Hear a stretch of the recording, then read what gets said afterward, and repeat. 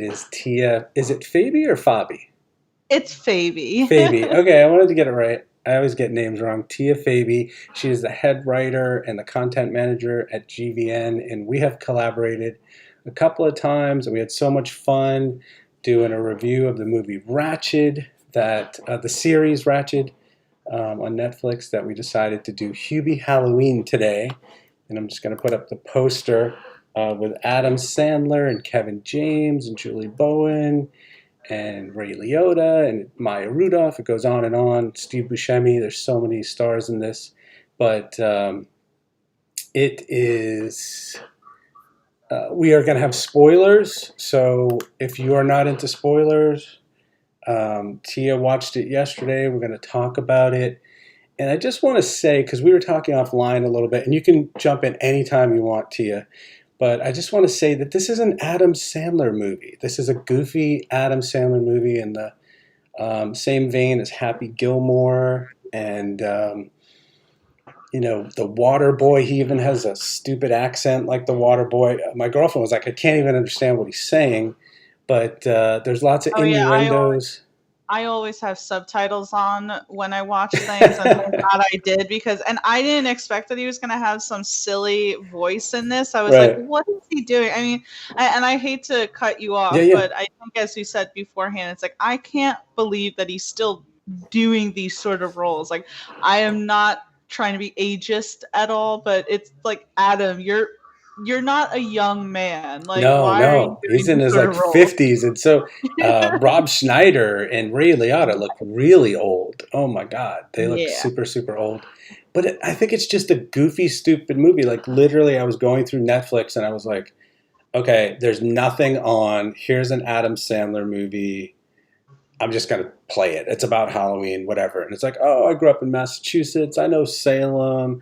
This is just mindless fun. And I've seen these critics just rip this movie apart and say it's awful and it's the worst Adam Sandler movie ever and 10 times worse than Grown Ups 2 and blah, blah, blah. And I'm like, come on, Oh no, guys. You, that, they are definitely hating because it's in the moment. Because I'm sorry, there is seldom few projects that are as bad as Grown Ups too. I don't even remember watching the whole thing. I think I turned it off after 10 minutes.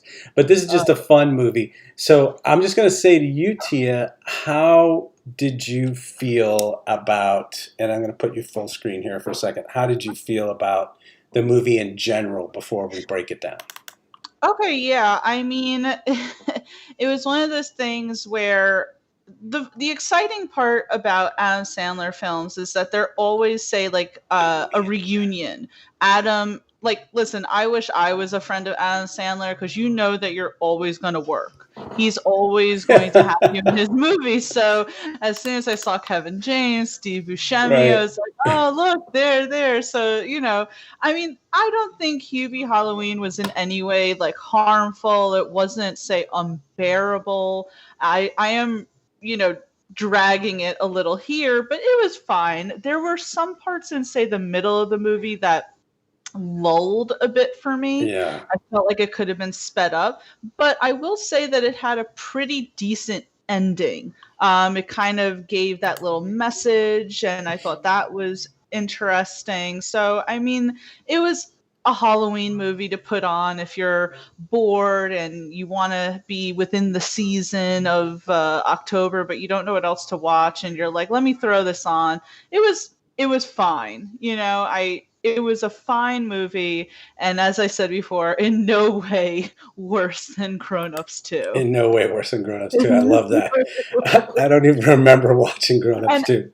and I have to say as well that I used to be, not that I dislike Adam Sandler per se, but I used to be a huge Adam Sandler fan. I mean, Happy Gilmore, Billy Madison. I Hmm. loved even I Now Pronounce You Chuck and Larry. I was Yeah, a that was a big fun fan of. movie. That was a fun movie. So it's Yeah. not like I've ever truly say disliked Adam Sandler. Oh my god, The Wedding Singer. I'm like thinking now of all of his good movies, but Hmm. as soon as he did say like Jack and Jill and Grown Ups 2, then I suddenly was like, you're just doing this for cash grab, which, I mean, listen, in today's economy, I'm not going to hate on anyone for doing cash grabs, but I wasn't interested necessarily in watching them. All right, well, we're done. That's it. We're just going to wrap it up. We've talked about the movie. No, I'm kidding. I was Uh, gonna say, like, good reviews. So it's like, I'm oh kidding. I'm well. kidding. It's just like, okay, it was a mediocre movie. Let's all go home. Have a good day. All right, so I'm going to start with saying that his name is Hubie Boucher, which I think in the Waterboy No, movie. I Wait, thought it was Hubie no, it was Hubert Sherbert because I wrote that as a is note. it Hubert Sherbert? No, it was Hubert Sherbert Dubois. His Oh, it's last name Dubois. was You're right. I'm Dubois. mixing it up with Waterboy. Boucher was Yeah. Waterboy. Yeah. Because it already is such like a touchstone of former Adam Sandler classic. Right. I mean, the accent, you could barely understand what he was saying. It was really silly. But he's a delicatessen worker, works in Salem, Massachusetts. And if you, here, we'll just put up another poster here, or we'll put up him being chased by the local kids, which is ridiculous because at one point they throw bags of poop on fire at him, but you can see in this picture that they're all wearing Scream masks, and it's like really these kids are going to pick on a 50-year-old man, but it's silly, it's fun. So he works in this deli, and they play pranks on him. They throw stuff at him when he's in the bathroom, and they make the sheep's head talk, and he's a screamer. He's a big screamer, so he's constantly screaming and freaking out, and everybody's Easily playing. excitable. Yeah, and everybody's playing jokes on him. He has a new neighbor, it turns out, when he gets home, and it's Steve Buscemi, and Steve Buscemi is the next door neighbor, and he's like, listen, tomorrow night on Halloween, just don't come to my house. It's going to be all boarded up. If you hear screams, don't come by. It's like, okay, I mean, I love Steve Buscemi, but what is this character? I mean, did you think that he was going to be like, I mean, we have spoilers here, so a werewolf or some sort of monster, or did you think something else?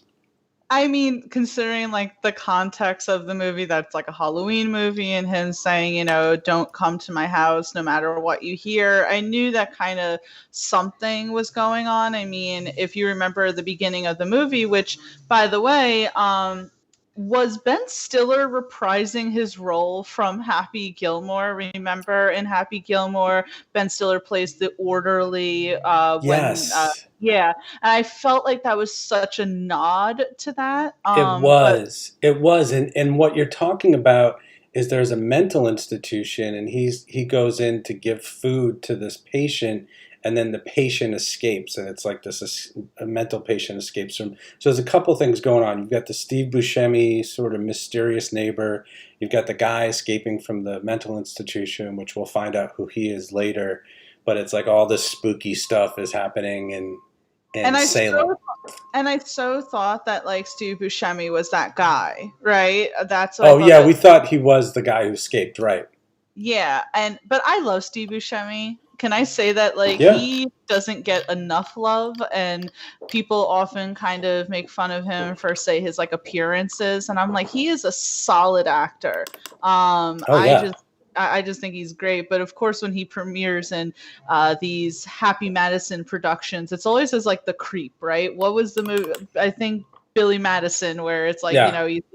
he's the guy who's like putting on lipstick and crossing out people's names. So it's like you automatically when you see Steve Buscemi, you're like, okay, something's going on here. But did I know necessarily that he was going to say be a werewolf? No, but definitely something Something was spooky up. happening. Yeah, something was definitely up. Okay, Right. so Hubie lives with his mom, and we're going to go through the plot here a little bit as we review it and talk about it. He lives with his mom, and he goes home, and she's making him peanut butter and jelly sandwiches with the crust cut off. And she says to him that he keeps getting bullied by kids and adults, and he's got to stick up for himself. And it's totally ridiculous because Sandler's like 50 years old, but whatever, it's stupid. But it comes back later Right. why she keeps telling him that he's got to stick up for himself against these bullies. He's just never going to do that. So, do you have anything to say about the mom or the mental patient? Did they? At first, all, I just thought that the mom was like, say, really precious. I mean, it just sounded so like what a mother would say, obviously to a younger child, like, "Hey, you gotta stick up for Right, yourself," to like blah a teenager, like right. to a teenager, not fully a grown adult. But I just have to say that I really liked her.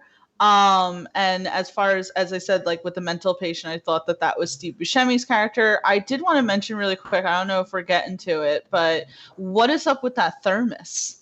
Like, what Okay, is? yeah, I totally glossed over the thermos. The thermos is totally ridiculous. At one point, he goes up into a tree and avoids a car. He obviously uses water at one point. It's just like a Swiss Army knife of thermoses with a million things in there, like a radio. And he always has soup in it. And the thing is, Yeah, like three kinds of soup, which is even three more kinds bizarre. of soup. And the thing with like Adam Sandler movies is like they're bizarre enough, and then he always adds like this little thing like, okay, you have this, it like the thermos in this movie, and then in what was it, Mr. Deeds, he has like the the foot and everything, and it's Right, like he right, the always like weird throws club in this foot, like right. little thing. It's like, Adam, why do you need these things? Like, why do you need to put these little I things in? think honestly, I think he literally sits. He makes like a movie a year. He's like Woody Allen. He's making a movie every year, and he just sits around a table with 20 writers that get paid a lot of money. He's like, all right, each of you have to come up with two gags. Yeah. Five for me, five for Steve Buscemi, five for the Ray Liotta, and five for Shaq. Like I think that's just what they do, and then they just throw them into the script because it's like every minute, every 2 minutes, there's another gag, whether Yeah. it's innuendo or sight gag or whatever. So Hubie goes to a local Halloween party Hmm. where he starts pouring out these kids beers and they're getting really upset with him. So some of the kids decide they're going to tell him that, and he's got his Halloween monitor sash on, like he's keeping the kids safe, and he's more annoying than anything else to these teenagers who just want to party. But they tell him that there's a little kid lost in the corn maze. There's a corn maze out behind the party at the high school or wherever it is. And so he goes into the corn maze, and then Mike from work, one of the kids who plays jokes on him, decides he's going to scare him. And then Noah Schnapp from Stranger Things, which I'll bring up a picture here. Noah Schnapp and the other actress's name is Paris. They're here with Adam Sandler in the cornfield. It's like a behind the scenes shot. He goes out to the cornfield with the somewhat girlfriend to find Hubie and tell him, hey man, this is a joke. They're all playing a joke on you. Nobody's out in the cornfield. But then they find Mike. And we see what happens with Mike. And do you want to talk about that, Tia? What happens with Mike? Yeah, I mean, it was, first of all, I have to say, like with Noah Schnapp's character, Mm-hmm. I'm glad that they didn't make, say, like him kind of a little bit of a douche. I don't know if I can say that on Yeah. here. Yeah, yeah. But I'm glad that they kind of made it like really quickly where he was like, this guy is a guy that my mom went to like, school with, and clearly he's a little, say, off, but, really doesn't mean any sort of harm. And you have I guess if she's a senior or something like that, or maybe, I don't know, she's definitely a grade above like Noah Schnapp's character, and her, sitting there going, okay, let's go help this guy that everyone in the town knows. And Right. then you have and I'm sorry, what was the kid's name again? The one who dressed up like Freddie Mercury? His name is Mike, and he works Mike. at the deli. Yeah. I was surprised of how much of like a douche he was to Mm, Hubie, because he works with Hubie. And it's like, I understand like pulling small pranks. At first, in my mind, I was just sitting there going, oh, that's kind of what coworkers do sometimes, right? You pull little pranks, especially if it's right. like Halloween. But I mean, he kind of was really being nasty to Hubie. Mm-hmm. And it's like, does that satisfy you as a teen to make fun of this adult? But then we see that now he's the one who's actually in trouble. He's pretty much crying wolf at this point. Right. And he's really in trouble. So I thought that was interesting. And also I was at that point saying, good, you should get that. Now, granted, it's a Netflix Halloween movie, so I didn't know how far they were going to take it. Like, were they actually going to kill anyone in this movie? Right. Was always kind of like, is the movie going to cross that line? And we see later that it doesn't cross that line, but it very well could have. I didn't know Hmm. what direction it was going in at that point. Yeah. So we should just say that Hubie comes along Mike, the friend from the coworker, and he gets pulled into the corn maze really quickly, like as if a ghost or someone's pulling him like 100 yards in a second. So that's kind of spooky and scary. Um, so yeah, we didn't really know where that was going to go. But Julie Bowen, who I'm going to bring up now, a picture of her, she is the love interest in the movie, and she is married to Kevin James, who is the sheriff. And I'm going to Was married. was married to him. They're divorced. Kevin James looks like a Muppet, and I think at one point people They call him make a that. Muppet because he's obviously bald and he's got some sort of wig on and he's got this big beard and he looks ridiculous and he's the bumbling sheriff. But he is the ex-husband of Julie Bowen, and Julie, her name is something like Violet Valentine, and Violet Valentine, yeah. yeah, and Hubie's always nice to her, but he never thinks he has any chance with her, so he's just kind of But nice she to was her. clearly like into him. Like that, I was surprised of how. I'm not gonna say they made her desperate, but they Right, certainly um, made her not. She wasn't subtle. She was not right. subtle at all about how much she obviously had a crush on Hubie, and it was kind of neat seeing them together because I keep going to Happy Gilmore, but it's probably one of my favorite Adam Sandler movies, Right. and obviously we had a reunion because They she were was a in love that. Right. interest as well there. So, but yeah, she was not subtle at all. Which you have to think like, how does she end up with a major tool like Kevin James' character? And he was a tool, which I mean, Well, I he think did the only well. way I thought about it that it could actually be, I mean, obviously none of this is real, but you do think about these things like how could she possibly go out with Hubie because he can't even speak. But it's because both I of want. them were in. She's like, I have all these kids, and he's not going to want me. And he's like, oh, I talk funny, and everybody makes I fun want of to me, see so you. she's not I going to want want to see you try and imitate like the face. the face of Hubie. Yeah, he's like, Oh, I can't even.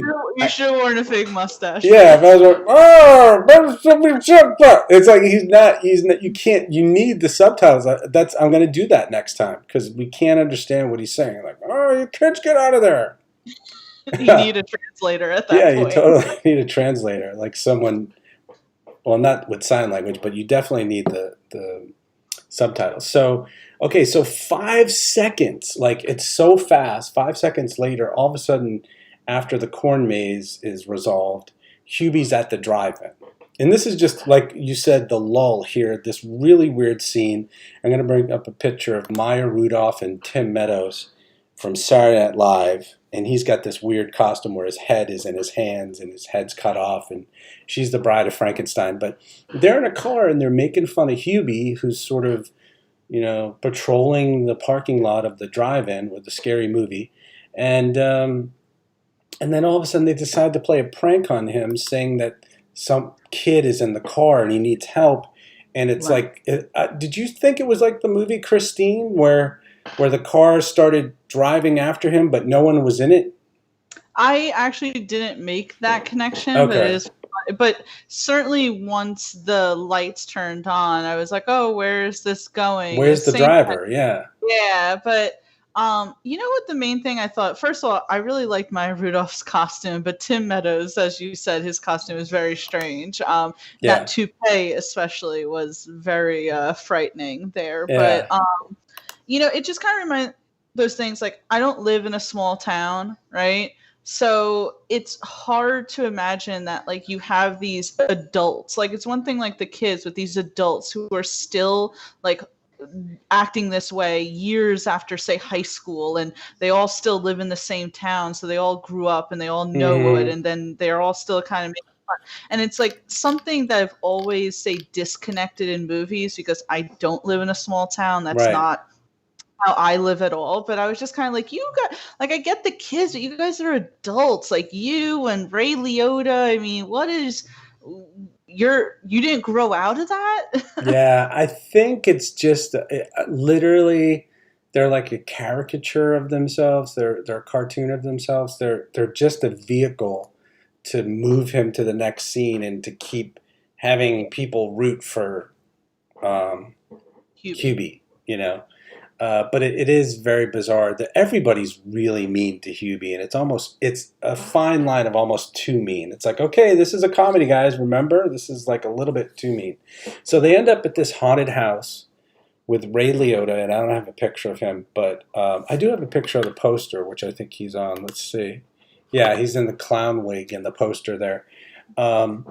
And this is a really creepy scene. Like he's hitting on a 20-year-old girl. The guy's like 60 or 70. And even the girl says to him in the Points it out. movie, like, what are you doing? You really think you're going to go out with me? And he's like, oh, darn it. And then Then Hubie, he gets very, and I'm sorry to interrupt, yeah, but then he sure. gets very like vindictive, like, oh well, I struck out on you, so I'm gonna take it out on him. Like spoken like a true creep. Yeah, like a true jerk. It's like, hey, Ray, welcome back to the movies. You haven't been anything in 20 years. You're the creepy child hitting on a young girl, like a 20-year-old girl.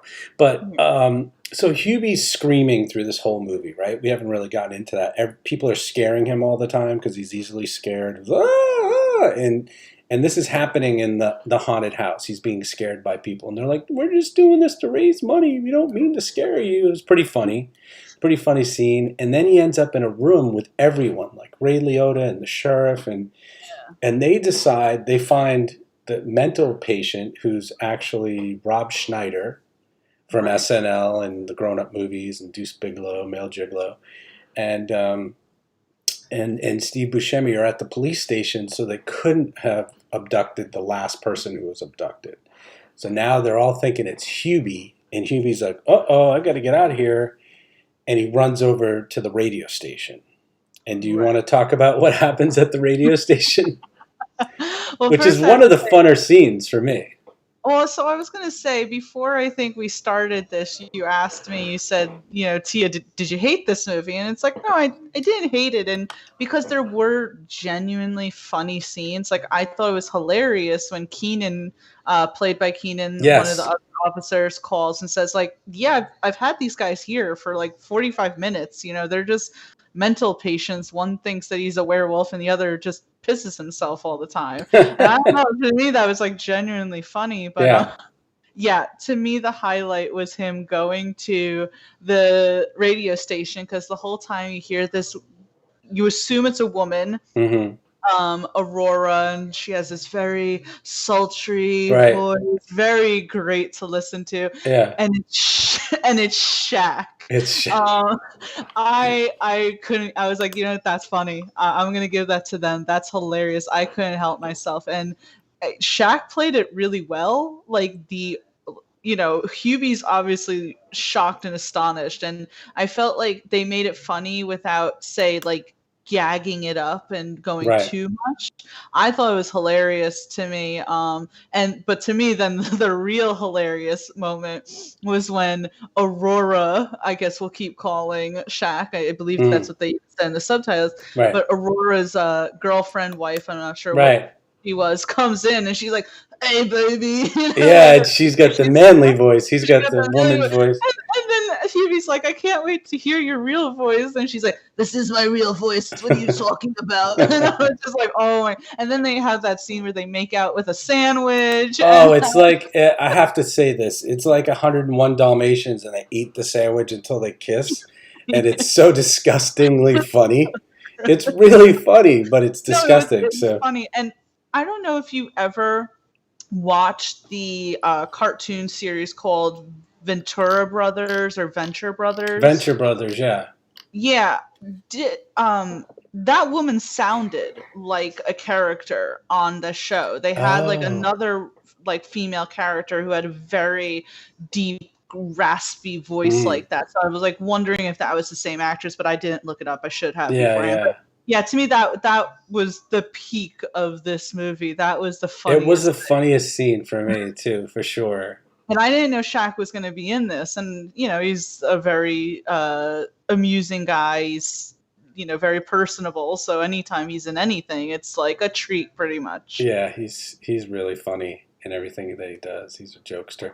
So the second to last scene in the movie, we're at the radio station, and there's a phone call coming from within Hubie's house. So Hubie thinks the killer is in his house, and it's going to kidnap and kill his mom. So he goes running home, riding his bike super fast home, and he runs into the house, and his mom isn't there, and he's scared, and he goes into the backyard. And what happens in the backyard? You can talk about that scene. Oh yeah, that became suddenly like sadistic because the whole thing had a bit of still an amusement to it the whole time, despite certain other things happening. But as soon as you walk in, first of all, as soon as he was like, "Mom, mom," and ran home, and I was like, "Oh my God, mom!" And then as soon as like at first there was one moment where it split, like right before he got in, where I was like, "It's the mom," Ah, and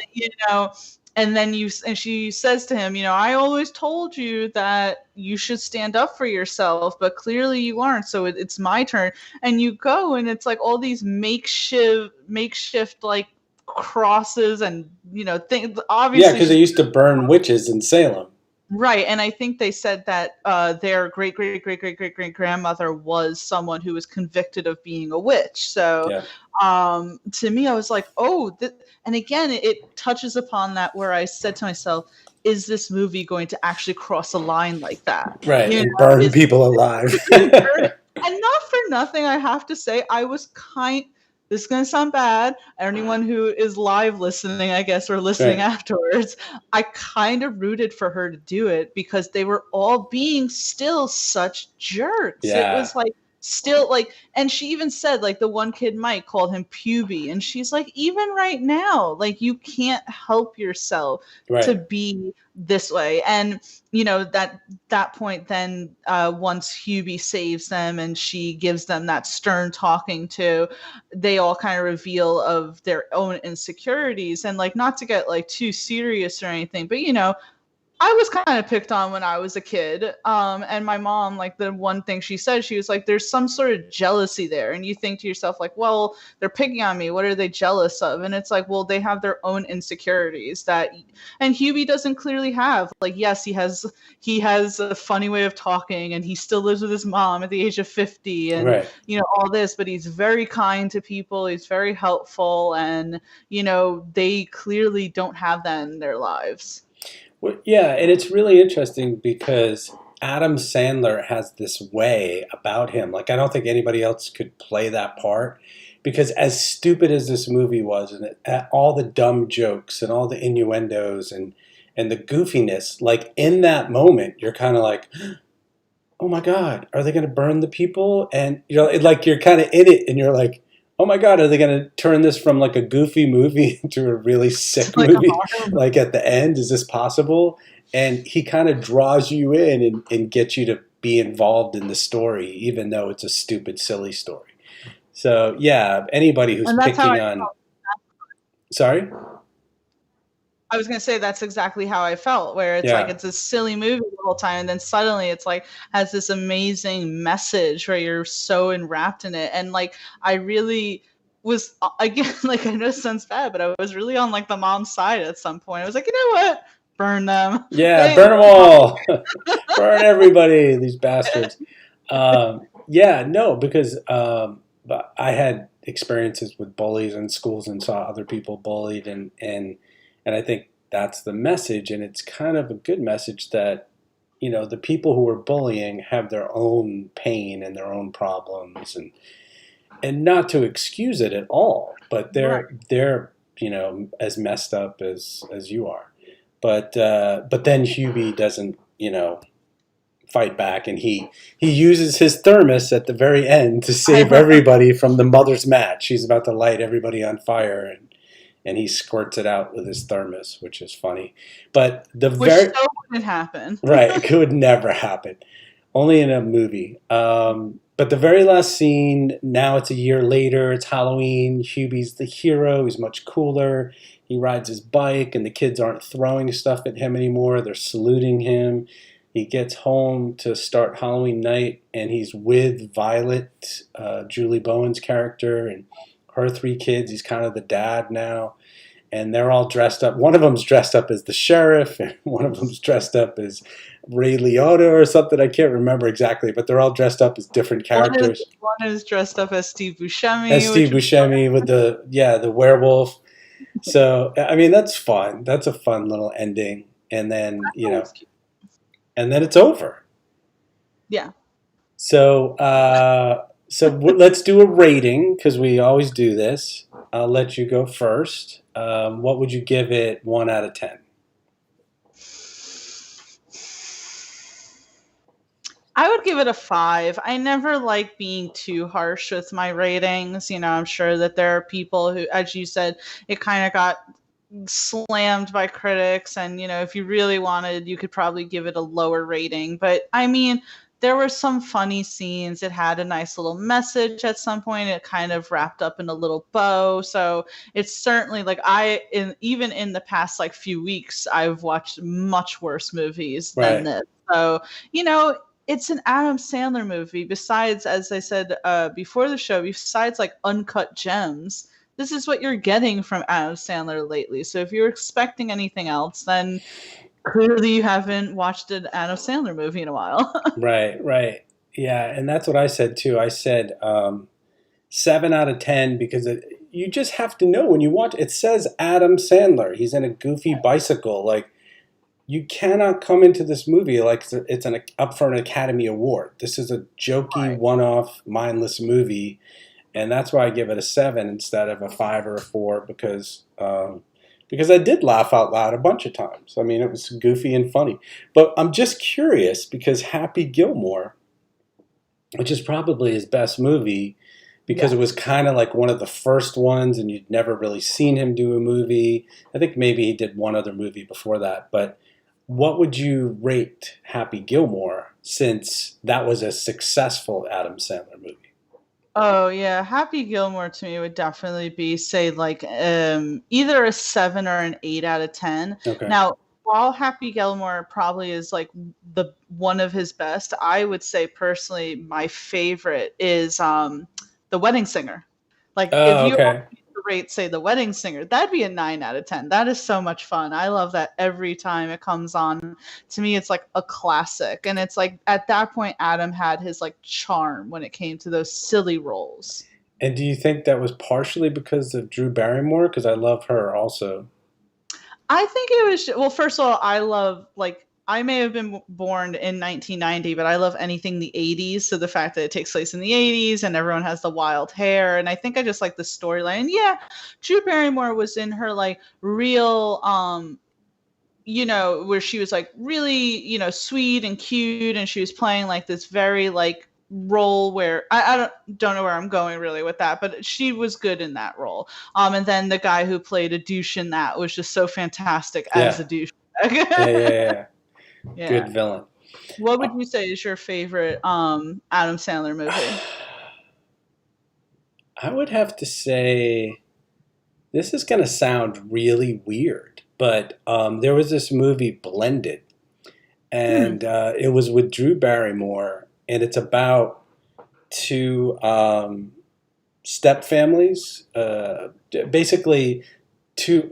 She has two kids. He has three kids, and they can't do like she can't do the dad part and he can't do the mom part at all. Like his girls they all have box cuts. He actually has one of his daughters' names is Espin, like ESPN, and and the mom was a Hooters waitress and she died of cancer. So he takes Drew Barrymore on her first date to Hooters, and she's like, "What is this? Why our first date?" But they end up because Drew Barrymore's friend was dating the guy who ran Home Depot. Long story, they both end up in Africa on this free cruise, and their two families hang out together, and they become like, they fall in love and this whole thing. But I've been divorced and had that type of situation before, and so I kind of related to it, and I thought they both did a great job, and it was a fun script. So I would say Blended is my favorite movie of his. but it's only because I relate to that so well with having dating someone who has kids or whatever stuff like that. So, Yeah. but Happy Gilmore was great. Um, he has Wedding Singer was great. He has so many great movies. Billy Madison, as we talked about, and Now Pronounce You Chuck and Larry. I actually also very 50 First Dates with your Yeah, girl Mary yeah, Moore again in it. I liked Clicked or Click, I forget which one. That actually makes me cry, believe it or not. Like yeah. there are several No, scenes that in. was a good movie too. And then he actually did with James Brooks, who created The Simpsons and Broadcast News and won all these Academy Awards. Spanglish. He was in a movie called Spanglish, and it was kind I of a didn't see that. serious movie, but it was this famous Spanish actress who was kind of like the nanny, housekeeper kind of Mhm. thing, and he falls in love with her, and it was a really good. I mean, it was up. Something was up for an Academy Award with that Yeah, I movie, could like have the sworn script or something. when that movie came out, it was definitely like the talk of the town, pretty much. I think with Adam Sandler, and I wanted to make this point earlier with say like seeing Rob Schneider in it, is that I think that like Adam and Rob got into a lot of trouble at some point, with their portrayals of, certain people in a very negative light. I mean, Rob Schneider has pretty much like portrayed every race that he has no Yeah, business he has. You're right. portraying. So I was very shocked to see him. I was like, I thought Rob Schneider was like, person non grata, and then he Yeah, like pops up, and I was like, ooh. yeah. We thought he was out of the picture, but Yeah. this is a stupid story, and we'll just end it on this. Um, I know that when they did Grown Ups, the movie Grown Ups, Hmm.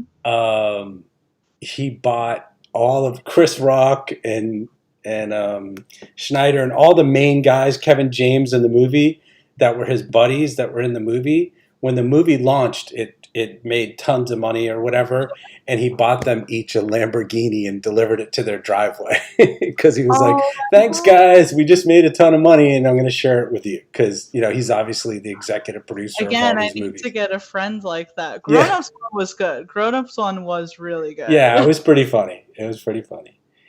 All right, so that was fun. I mean, we Yeah. just needed some levity, right? We needed to like do a comedy because we've been doing these dark things, and who knows what we're going to do next time. But next time you pick, and we'll do it from you'll be the podcast host, and we'll figure all that out. But everybody, I hope you enjoyed this, and I did. And Tia, thanks so much for doing this. Oh well, thank you, Sean. I've always now enjoyed these pods with you, and I can't wait for the next one. Yeah, we have to do that one. We have to do one of those top tens too with your friend. Yes, absolutely. The fr- We do the top tens on Sunday, me and my friend Brittany, who's a very talented Twitch streamer. So make sure you check that out. But yeah, no, definitely we'll have to figure out a one where you can come on and we can just kind of like just have a lot of fun with it. Right. And do you want to say any? I mean, you're from Geek Vibes Nation. Do you want to say anything about when your pods are on, or are they scheduled, or what do you want to say before we go? Oh yeah. Well, again, the top 10 is we record every Sunday, but usually it goes out on Mondays. And we do try and post reviews when we can. And we have other affiliates such as They Call This a Movie, Gutting the Sacred Cow, your Lights Camera Pro, which is just we love having this community of podcasts that get released every week because who doesn't like good content? Right. And you guys, it's very impressive. You guys you interview a lot of bigger stars, people who are in the Batman movies or the Marvel universe or even some of the other TV shows that are on right now. I'll tell you first of all, right now as we speak, one of our associates, Ben, is doing an interview with Kyle Lauder. One of you just did an interview with Scott Atkins, so Right. everyone you check that out. And I don't want to jinx it, but I am trying to get an interview with a pretty big actor right now. We're going back and forth, and their agent is seeing if they are available. And I'll give a little hint that he is in an upcoming James Gunn movie. So I'm pretty. Okay. Very, very cool. All right, Tia, this was awesome. Always fun. And I will see you next time. We will see everyone out there next time. Thanks for stopping by. Bye Bye. bye.